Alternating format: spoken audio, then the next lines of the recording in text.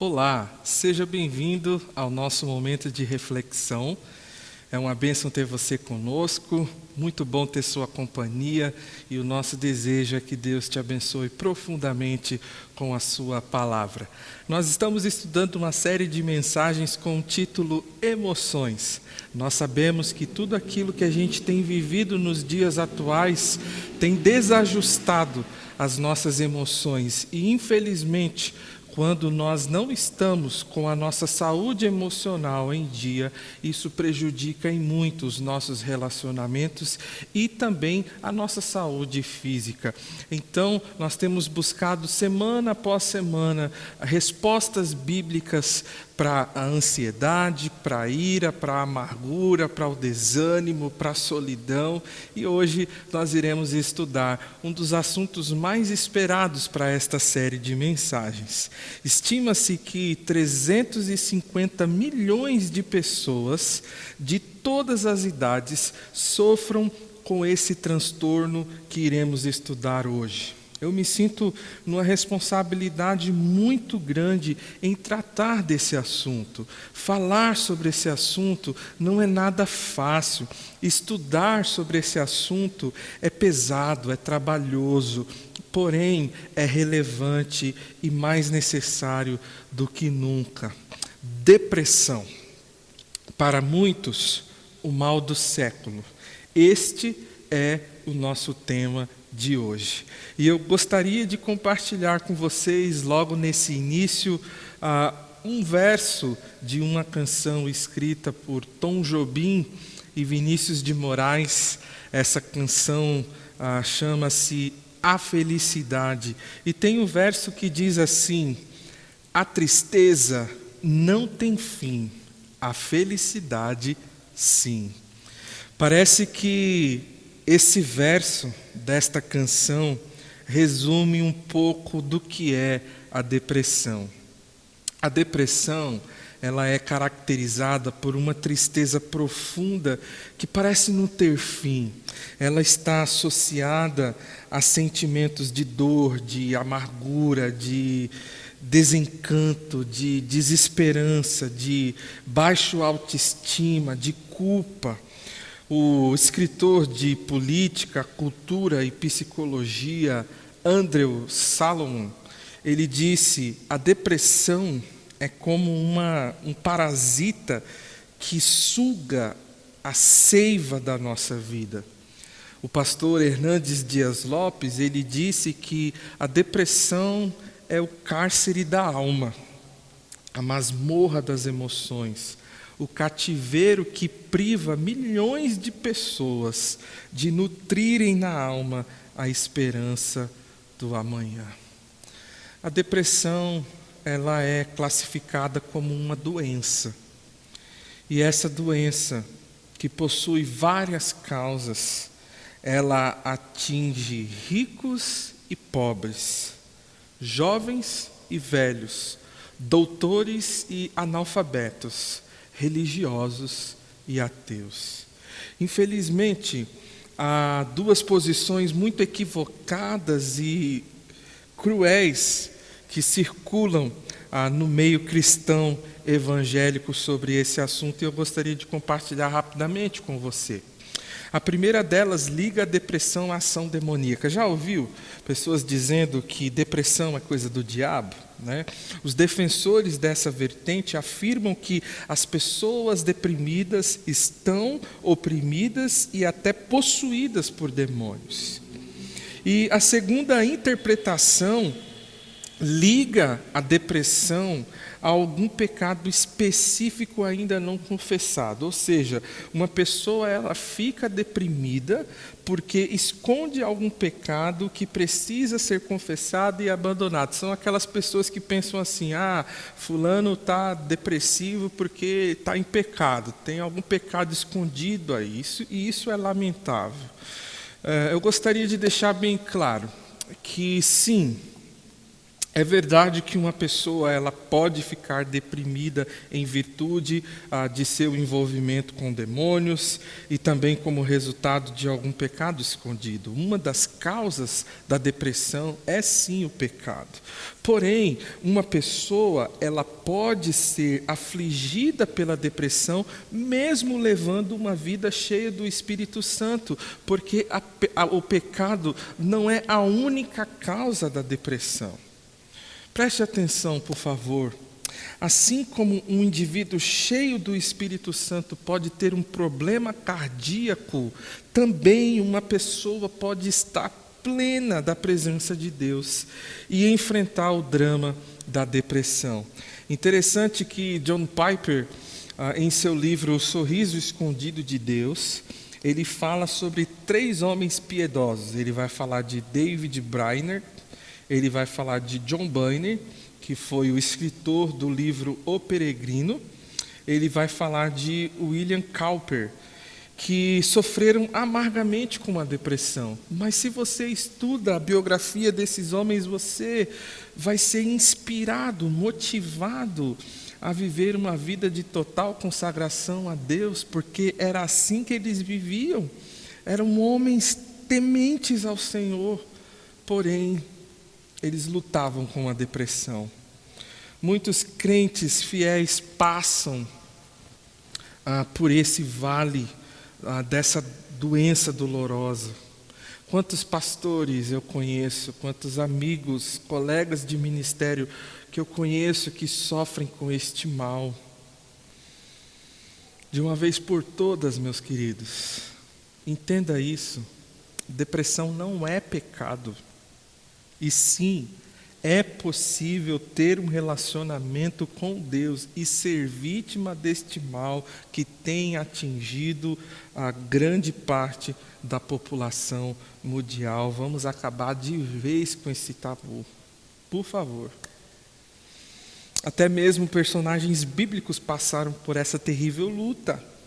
Muitos estudiosos da Bíblia, teólogos e até mesmo psicólogos cristãos afirmam que há nas Escrituras homens e mulheres de Deus que lidaram com a depressão. É claro que nas Escrituras você não encontrará essa palavra especificamente. Afinal de contas, o conceito contemporâneo de depressão não pertencia à época em que o texto bíblico foi escrito. Porém, a Bíblia, ela vai descrever a tristeza e angústia de alma humana por meio de vários outros termos, tais como abatimento, aflição, angústia, tristeza profunda e muitos outros.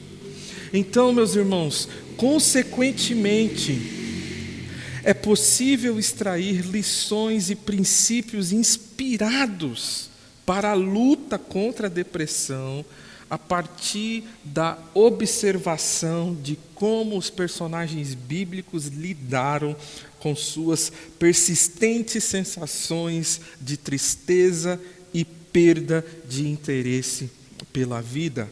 Inclusive, deixe-me citar alguns exemplos bíblicos aqui.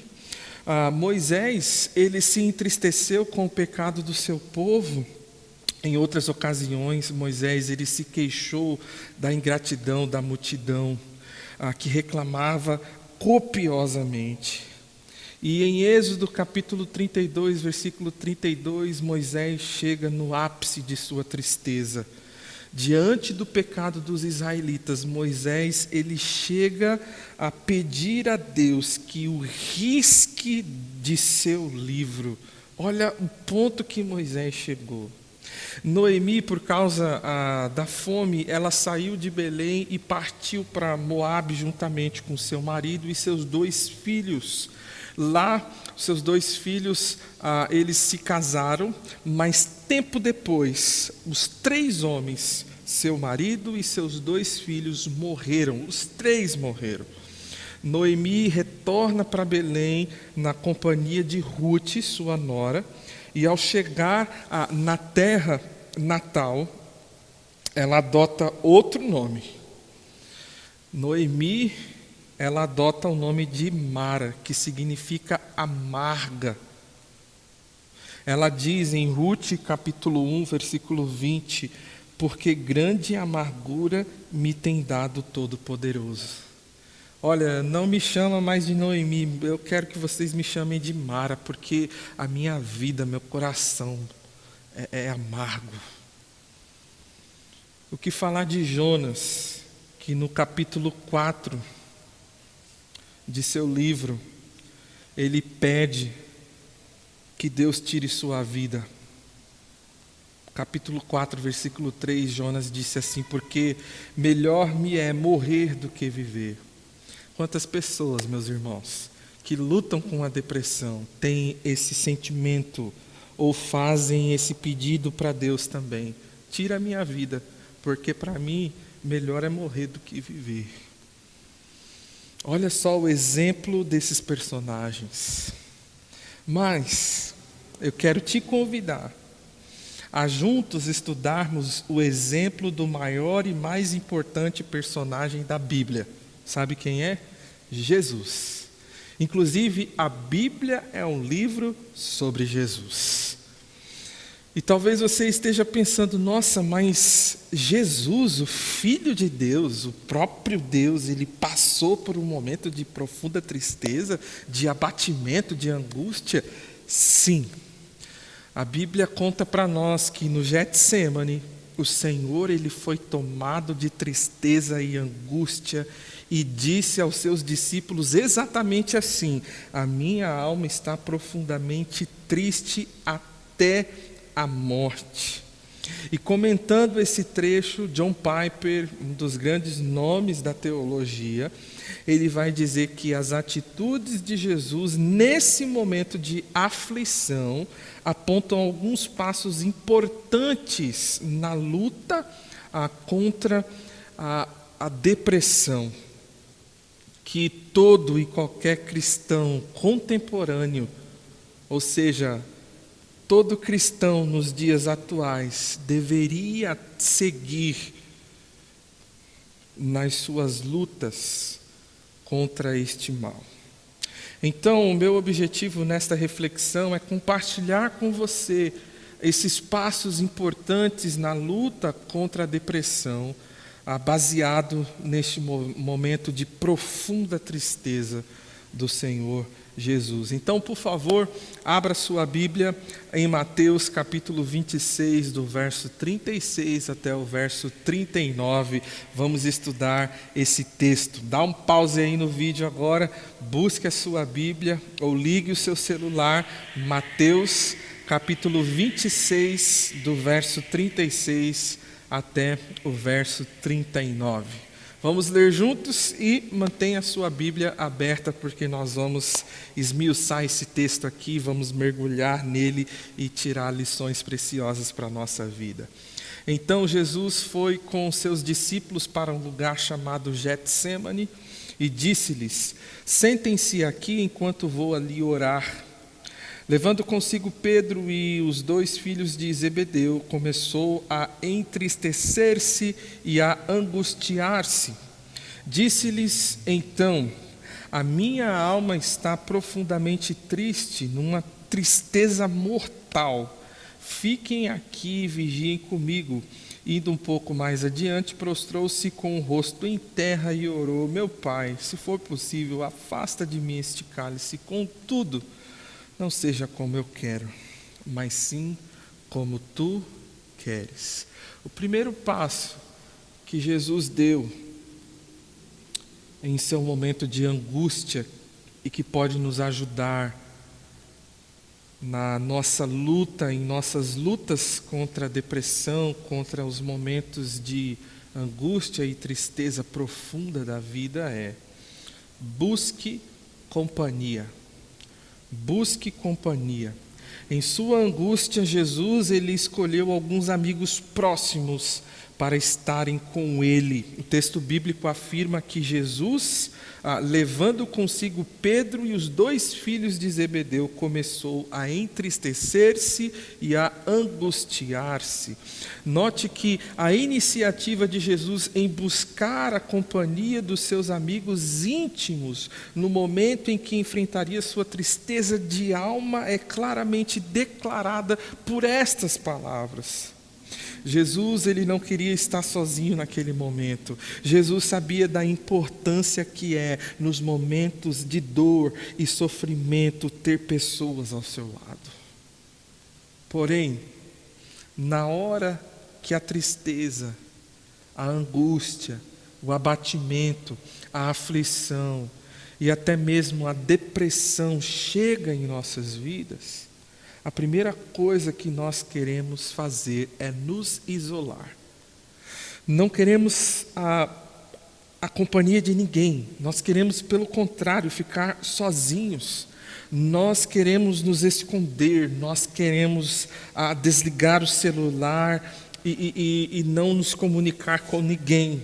Inclusive, um dos primeiros sintomas da depressão é o isolamento social. Muitos psicólogos afirmam isso. A dor e a enfermidade geralmente isolam o aflito de outras pessoas. E quando nós estamos enfermos, não queremos estar perto de ninguém. E, infelizmente, muitos também não querem estar próximos a nós. Talvez seja por esta razão que em sua aflição o profeta Elias, ele tenha reclamado: só eu fiquei. Estava ali se sentindo sozinho. No caso de Jó, a grande maioria dos seus parentes e amigos o desamparou em meio ao seu sofrimento. O salmista, em sua aflição, também se queixa: olha à minha direita e vê, pois não há quem me reconheça, nenhum lugar de refúgio, e ninguém que se interessa por mim.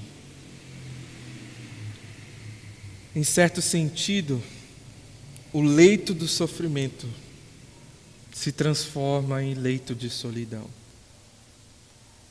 Mas eu gostaria de dizer o seguinte para você: se você tem lutado com a depressão, se você se encontra num momento de abatimento, aflição ou profunda tristeza, é fundamental você buscar companhia. Meu irmão, minha irmã, a comunhão fraternal é um instrumento divino para o coração ferido. A comunhão fraternal é um instrumento divino para o coração ferido.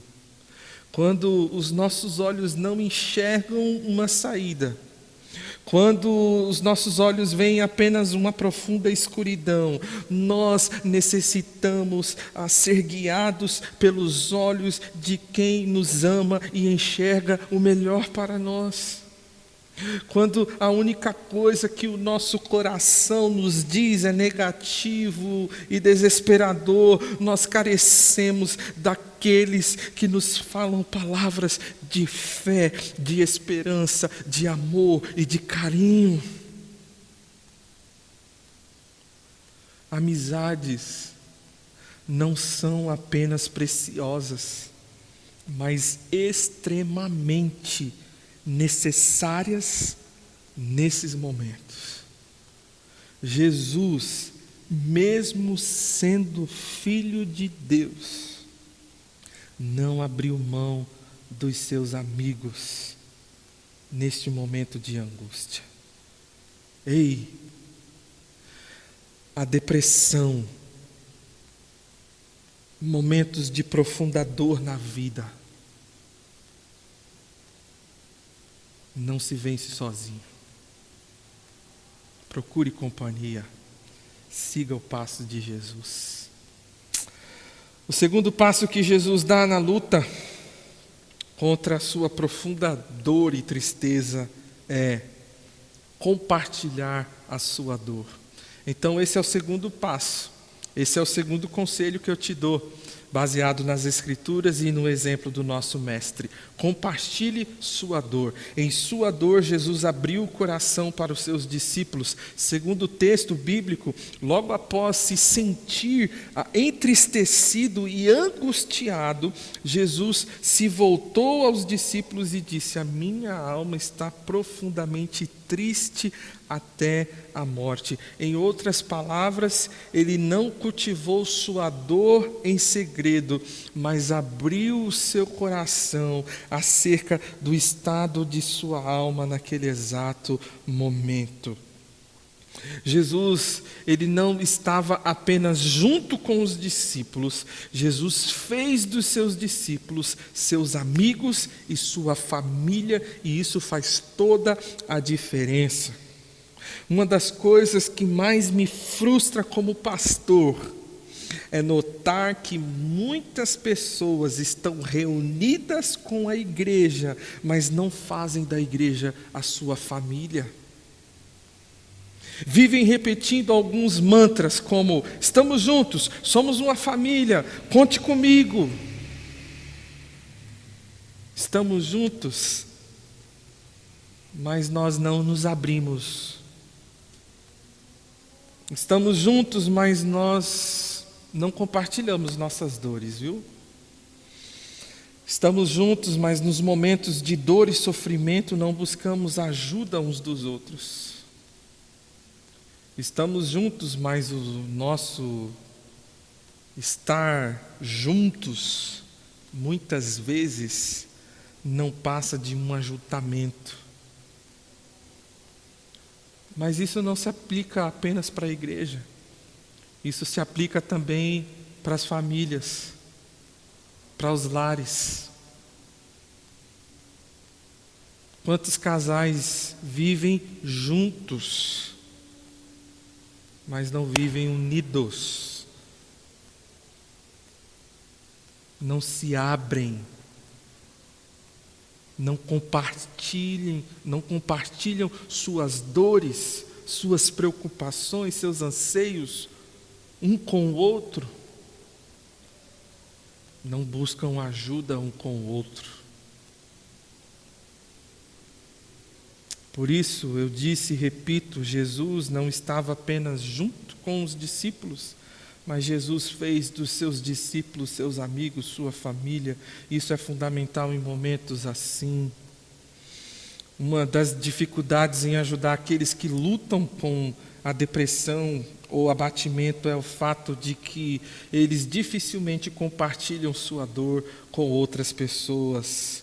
Em muitas ocasiões é muito comum encontrar familiares de indivíduos que sofrem com depressão, que atestam ter percebido algo errado, mas que ao perguntar o que estava acontecendo, o silêncio era a resposta mais comum. Por outro lado, algumas pessoas aflitas explicam que nunca compartilharam suas dores, seus sentimentos, por não saber se poderiam confiar plenamente nas pessoas ao seu redor. Todavia, se nós considerarmos com quem Jesus se abriu, nenhum desses argumentos prevalece. Meus irmãos, Jesus compartilhou suas angústias com discípulos que não demonstraram qualquer interesse pelo que estava acontecendo. Afinal, eles até dormiram nos momentos de oração. Mas nada, absolutamente nada disso, foi razão suficiente para impedir que Jesus expressasse sua dor e angústia de alma com eles. Outro fator importante a ser notado é que Jesus não parece ter tido qualquer receio do que os discípulos pensariam a respeito dele. Sendo Ele o Mestre e Senhor, Ele poderia ter se preocupado com sua reputação, mas ao invés disso, Ele apenas revelou sua dor aos seus discípulos. Há muitas pessoas sofrendo a dor do abatimento e que nada compartilham porque desejam preservar a sua imagem. Eu sou a mulher desta casa, eu não posso passar uma imagem fraca para as pessoas, de que eu sou uma pessoa fraca, de que eu sou uma pessoa triste. Eu sou o líder desta casa, eu sou o homem desta casa, eu sou o pastor dessa igreja, eu sou o líder dessa igreja. Mas se o Senhor das nossas vidas não hesitou em compartilhar sua dor, tampouco nós deveríamos nos preocupar com isso. Não permita que o orgulho te faça mergulhar ainda mais nas profundezas da tristeza. Eu sou muito grato a Deus, pois eu tenho amigos com os quais eu posso abrir meu coração. E eu sou muito grato a Deus, porque eu tenho amigos que me procuram para abrir seus corações comigo. E como eu me sinto feliz em poder, de alguma maneira, ajudar os meus amigos, nem que seja apenas para emprestá-los os meus ouvidos. Se você tem lutado com a depressão, se você tem passado por um momento de abatimento, aflição ou profunda tristeza, é fundamental compartilhar a sua dor com os seus amigos. Terceiro e último passo que Jesus deu e que nos ajuda a lutar contra a depressão: descanse sua alma na soberania e sabedoria de Deus. Em seu sofrimento, Jesus ele descansou a alma na soberania e sabedoria de Deus. Após apresentar ao Pai o seu desejo: meu Pai, se possível, passa de mim este cálice. O Senhor concluiu a sua oração: todavia, não seja como eu quero, e sim como tu queres. O que nós lemos nas páginas seguintes é que Jesus ele continua obediente até a morte e morte de cruz. Jesus ele não foi miraculosamente confortado nesse momento. E para piorar, meus irmãos, por 2 vezes, Jesus se virou para os discípulos e os encontrou dormindo. No entanto, suas palavras ao Pai indicam que sua alma foi descansada na soberania e sabedoria do Altíssimo. Em uma das biografias de Charles Spurgeon, um dos maiores pregadores que já existiu, que lutou por anos contra sentimentos depressivos, relata que quando um membro da igreja, querendo consolá-lo, o encontrou e disse: Pastor Spurgeon, que lamentável que Satanás o tenha afligido com tantas dores e aflições. Porém, Spurgeon respondeu: caro irmão, seria um tormento, uma verdadeira angústia insuportável se eu acreditasse que qualquer um dos meus males viesse de Satanás sem a permissão do soberano Deus. Naquele momento, o príncipe dos pregadores, como era conhecido, ele deixou claro que ele pregava para si mesmo a mensagem confortadora da soberania do Deus que por nós tudo executa. Se você tem lutado com a depressão, se você tem passado por um momento de abatimento, aflição ou profunda tristeza, é fundamental descansar sua alma na soberania e sabedoria de Deus. Não importa quão profunda seja a sua tristeza, não importa quão irreversível pareça a sua situação, Descanse a sua alma em Deus. Meu irmão, minha irmã, é Deus quem possui a última palavra para todas as nossas dores e aflições. Olha só que coisa linda o salmista diz no Salmo 103, versos 3 e 4.